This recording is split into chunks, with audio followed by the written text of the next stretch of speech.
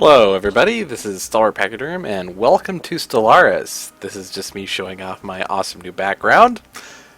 And let's get right into Stellaris. So this is Stellaris, and Stellaris, let me get a few things out of the way first. Stellaris is not the game of epic action and instant things happening. Stellaris is not a traditional 4X where you just try to go in and instantly start doing things. Stellaris is not the 4X where you are over in a couple of days, in a day or two. Stellaris is not a casual game. The remake of Mu, Master of Orion, is a casual 4X strategy game. Stellaris is definitely a non-casual. It is a epic grand scale 4X space strategy game. What this means to you is Stellaris, the only thing more epic than the gameplay is the music itself. The music is absolutely fantastic. I cannot say this enough. The music is wonderful. I have played for a little bit of the game. I've been practicing a couple of different starts, getting a feel for how the start plays, so I can give you guys a good representation of what you should be doing in the start, I feel, and so I can point out key features that you might otherwise miss. I haven't really played much of the game other than I've played the first, I want to say the first less than 60 years of 3 different games, just to get a feel for the game itself. I'm very new to the game, but I absolutely love every second of it. So here we have new game. As you can see, I've tried making 2 separate races. We're going to go ahead and create a new race, because it's going to be slightly different than either one of those I've made. So here's the race creation screen. Over here on the left, we've got all the different things we can change. And when we're done changing all of these, we can save this race for future play. The AI will also use these races. It'll be in the pool of races that are allowed. So first things first, we've got appearances. So we've got these different options. We've got mammalian races, reptilian races, avian races, anthropodian races, muscoid races, and fungoid races. I have the Creatures of the Void DLC options because I pre-ordered. So these are these guys. Creature of the Void. I believe you're a Creature of the Void. You are a Creature of the Void. You are a Creature of the Void. Creature of the Void. And the last one, teddy bears! Fungus overgrown teddy bears. Creature of the Void. Also, my account is linked with their, is linked to the developers to Paradox Interactive. So here is Chirper, or Chirper, what do they call him? It's Chirper from their city sim building game. All grown up and ready for war, basically, as a species, which is kind of funny. So we've got all these different options. These are just the avian options. Now, these portraits are really nothing more than just flavor. And when you're looking at a game of Stellaris, it's not so much the gameplay that is most fascinating. Don't think of it as a gameplay game. Think of it as a you are writing history game. Okay? That's a bit of a difference to you've got to come to grips to. It's about writing history. So who do you want to write history as? We could be a boar. We could be a fox. We could be a sloth. We could be a porcupine. We could be a human. We could be whatever this thing is. I don't know. What is this? Hammerhead shark meets lizard? I don't know. Chameleon. I don't even know what that's supposed to, like. There's just so many options. A turtle! We could be Chirper. We could be four-armed bird thingy with toothed beak. I don't know what that's inspired by. Honestly, I have no idea. Um, there's all these different options, right? It could be what is this? Tuscan? No. What's that tropical bird? I can't remember. Anyways, with a huge beak. Anyways, that's what that reminds me of. Maybe that's supposed to be a penguin. I'm not sure. I mean, is that a penguin? I don't know. Is that a dodo? Maybe. We could be some sort of scaly insect of various types.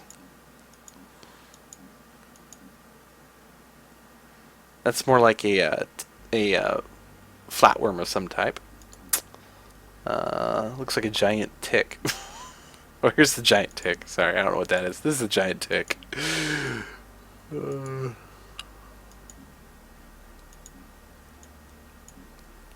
Lovely, eh? Here we've got some muscoids. Starfish? Guessing?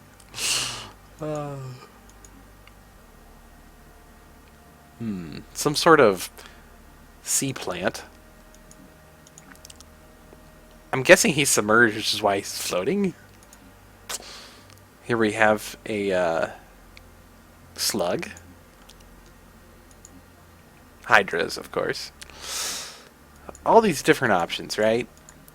And you can pick any of these races to write the history of. Their foray into the stars. The game is not about winning or losing. It's about writing the history. It's about the journey. Grand strategy games are all about the journey. So, I guess maybe they're supposed to be penguins. So let's make penguins. We're going to make a penguin race. Alright. Yeah, I don't know. Whatever. That's good for me. So we've got 3 different options of what our names will be generated from. A list of these are the lists that the game will pick. So we'll go ahead and go with Avian 2. And we can give our ship's prefix. Like the, let's see here. Great Penguin... Grand United Penguin Planets. Grand United Penguin Planets. Yeah, we'll just go with Gup. I was trying to fit Guppy into it, but I couldn't figure out what the Y would be, so I guess we'll just go with Gup. All right, next. So penguins. What are penguins? These are racial traits. Racial traits will define your race the most. In and of itself. These are what define your species. And as you can see, they all have different bonuses. And they have different costs, right? Red ones are negatives. Blue and green ones are positives. Blue ones are the extremely good ones, I guess you'd say. And they cost more. This is the cost. Over here, we have 2 points and 4 picks. These can be modified in-game with tech, if you get the tech.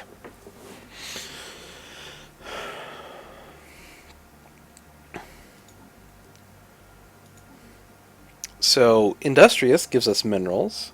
Energy credits, which is your money, is thrifty. Agrarian, which is food. That's how fast your population grows.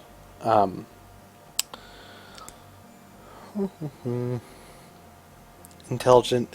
These are your 3 basic research types: engineering, physics, and society.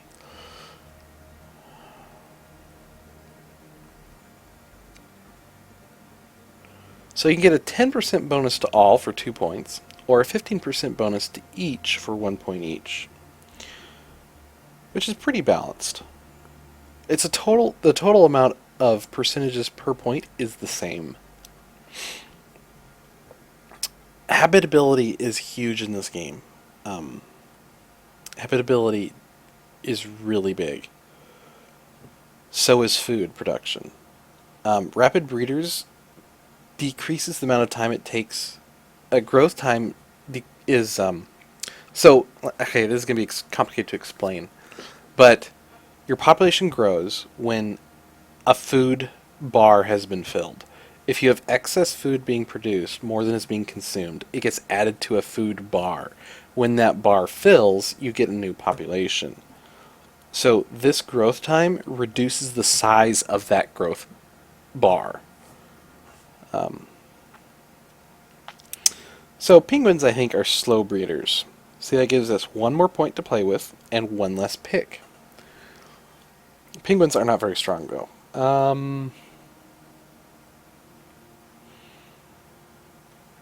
I think they're communal, though. And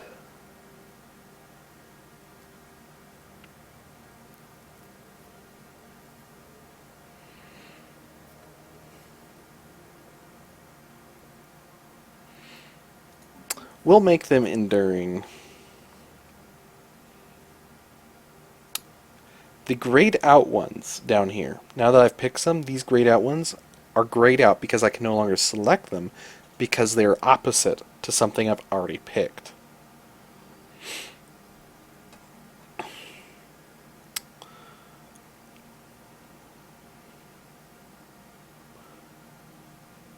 I think we'll also go with, well, we'll go with quick learners.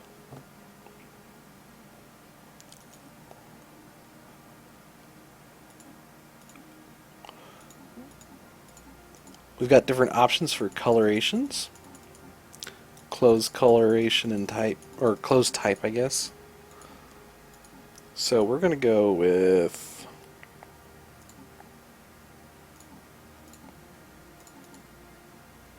yeah, that's pretty nice.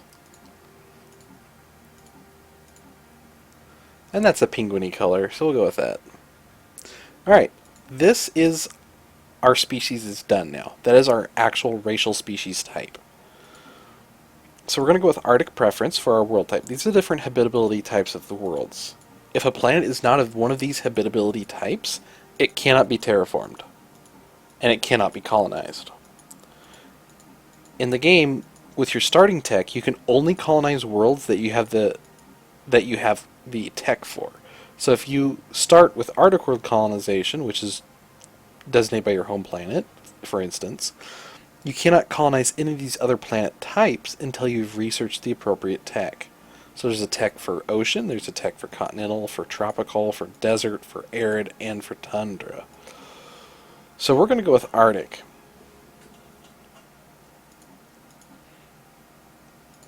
The two most extreme are Arctic and desert. With continental being, like, you can sort of think of this as a wheel, right? These are the most extreme as far as least habitable for most. They're on the extreme bottom end of the planetary preference scale. Arid is better than desert. Tropical is better than arid. Tundra and arid are about equivalent, just with different moisture contents, right? Arctic and desert are the same, but with different moisture levels. So Arctic is an extremely cold, extremely wet world, whereas desert is an extremely hot, extremely dry world. They both would have similar levels of free moisture. Arctic worlds don't have very much free moisture, neither do desert worlds. These have more free moisture. These have a lot more free moisture, and this is like a Terran type world. So we're going to go with Arctic, because that fits penguins. We can select a random name here, or we can write our own. We can write in whatever we want here if we want to. So we'll go with this.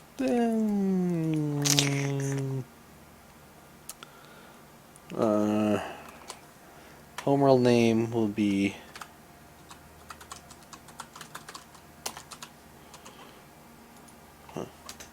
And star name will be Antarctica. There we go. Here we've got different city appearance types for the background of our cities. So we'll go with avian. And we're birds after all, right? Now here is what defines your particular government. This defines everything else about your playthrough, basically. Everything before this is species related. This is your particular part of the species. So, penguins are not individualist. They are not individualist at all. They're more collectivist, but they're not very extremely collectivist. I would say they're probably spiritualist as well. And they're not xenophobes, they're xenophiles. So we're going to pick these three. Now, to note, each one of these picks costs 1 point. The orange ones cost 2 points. And you cannot select something on the exact opposite side if you selected something. So if you select spiritualist, you cannot select materialist. They're mutually exclusive. It'll swap it back and forth. So I cannot have both spiritualist and materialist. See how it switches? If you meet a race that has a completely opposite ethos, they will hate you. Also, government types are locked by ethos type. So these lighter colored ones, the ones I can click on, are what are available with my current ethos selection. So we can be a divine mandate, we can be a theocratic oligarchy, we can be a plutocratic oligarchy, or we can be a despotic empire.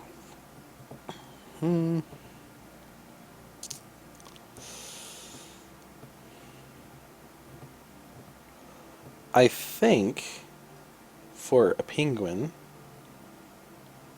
they are more conformist. So we'll be a theocratic oligarchy because that'll give us more conformity. Ethics divergence is a conformity type trait, and leader recoupment costs is more of a communal type trait, which fits the theme quite well. These are all about everyone loves a penguin, right? And penguins are generally happy little things, right? And penguins like to live together, so we gave them these three traits, which let us pick the theocratic oligarchy, which helped further define our penguin archetype, right? So we'll go ahead and give ourselves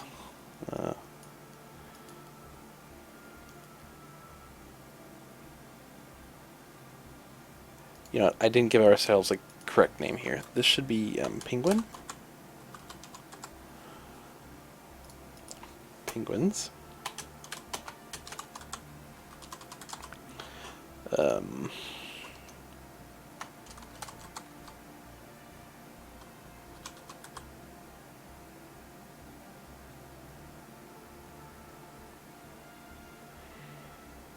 Apple, apples,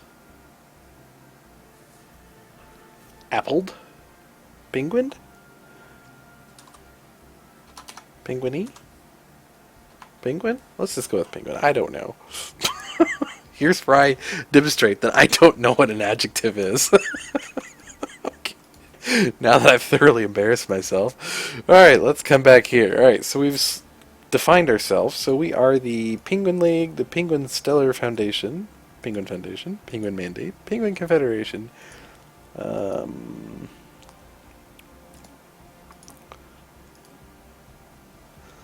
Allied Penguin Sons. Now, we've already determined ourselves, actually. We are the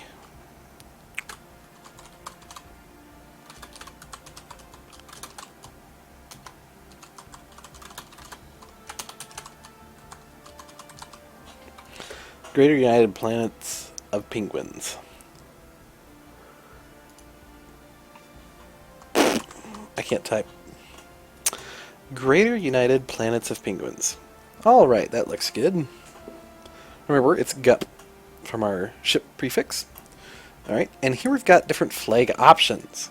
So I can see each one of these has several different varieties under it. So we're going to go ahead, we can go...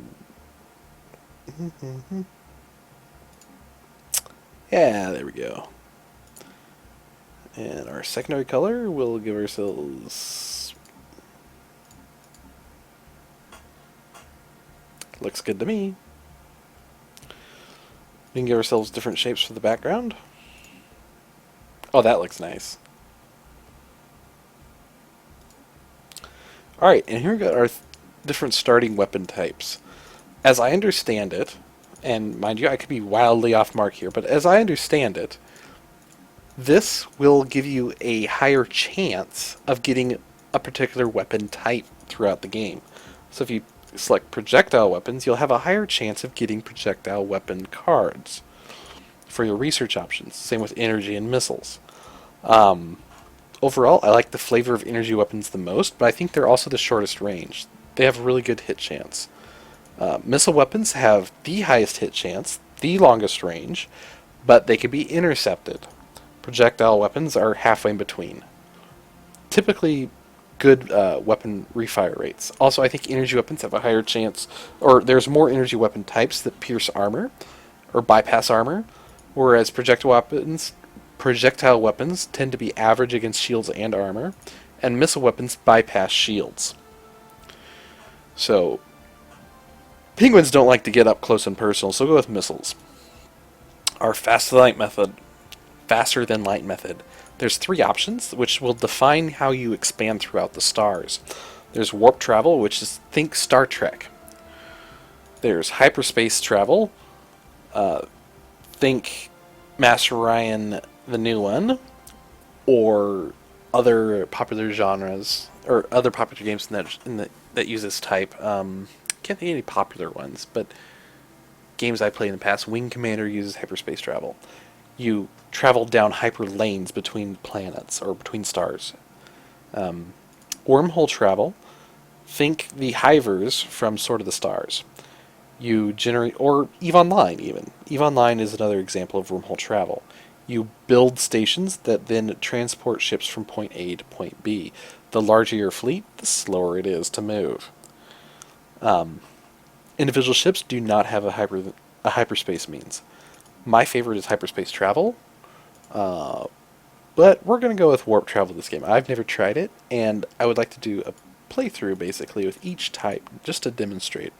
So we'll go with warp travel this time. Our ship type, these are the different types of ships you can select from. This will define how all your ships look in the game. So we'll go with avian since we arbored. Looks good to me. Save. Done. Now, here is our galactic options. Galaxy size, medium, 600 stars. It goes from tiny at 150 to huge at 1,000. We're just going to stick at medium.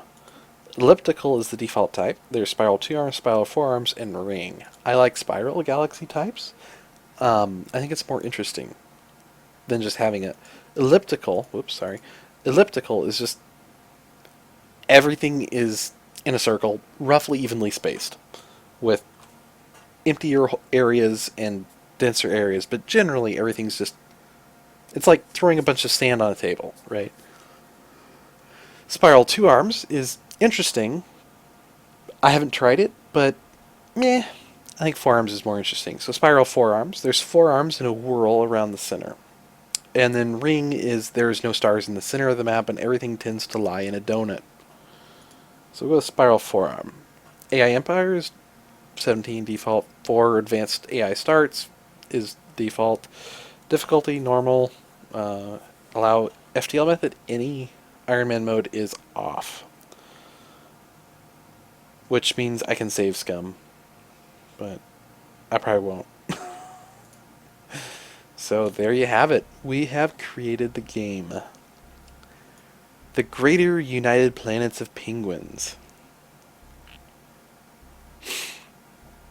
Theocratic oligarchy. Our ruler is Ulek. We are penguins. Our fast and light method is warp travel. Our capital is Johnson's Isle. These are our ethics. We are collectivist, xenophile, spiritualist. Our traits are slow breeders, happiness, communal, enduring, which gives us our leaders live longer, quick learners, our leaders learn faster, and Arctic preference. These are habitability default ratings. So Arctic is the highest at 80%, Ocean is the second highest at 60%, Tundra is also at 60%, Continental is at 20%, and Air is at 20%. Desert is not on that list. I would assume Desert is at 0% because it's directly opposite us. Although I don't know. I haven't played enough to confirm that. So, in the eon since the first primitive penguin communities took shape on the snow fields and ice caves of Johnson's Isle, our civilization has spread and prospered. As we progress through the technological ages, there are many religions among our people that contended with each other for followers. Gradually, sometimes peacefully and sometimes less so, the true faith found its way to all comers of our world, and the faithful were united under a single universal church. Now, after the successful creation of several experimental subspace fields, the finest minds of the greater United Planets of Penguins have finished development of the first warp drives. The stars themselves are finally within our grasp. Begin. Alright, and I'm going to leave it here for the very first episode. So, next episode we'll be covering this screen, basically, and the Galactic, and what we should do in the first few minutes of our campaign to get it all started off on roughly the right foot. So, hope you guys stick around, and see you in episode 2!